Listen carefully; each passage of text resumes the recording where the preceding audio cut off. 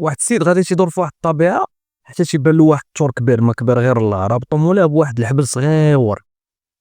ويلي كيفاش دابا هاد الثور هذا قد هكا تبارك الله والقوه والصحه ورابطينو بهاد الحبيل هذا؟ ما يمكنش. مشى هو يسول مولاه: السلام عليكم الشريف، كيداير بخير؟ كيفاش الشريف هاد الثور هذا قد هكا وانتوما رابطينو بهاد الحبل صغيور وما قادرش يقطعو ويهرب لكم؟ شاف فيه داك السيد قال له: شي هاد الثور هذا جبناه منين كان صغير وكنا رابطينو بهاد الحبيل هذا، بقى غادي تيكبر وداك الحبل باقي مربوط به. صافي ترسخات له واحد الفكره بان داك الحبل صعيب انه يقطعو، واخا هو راه قوى من داك الحبل يدير له طن في الراس. بزاف ديال الناس عايشين مقيدين بافكار واللي ما كتخليهمش يديروا بزاف د الحوايج، واخا القوه اللي في الداخل ديالهم قادرين انهم يحطموا بهاد الافكار هاد. والعبره صديقي من هاد القصه هادي هو ان ما تخليش التجارب والاخفاقات الماضي تبقى رابطك، وبعض المرات هاد القيود هادي راه كتكون هي وهميه. لهذا حاول ديما تتحدى الافكار باش تكتشف القوه الداخليه ديالك. تا هو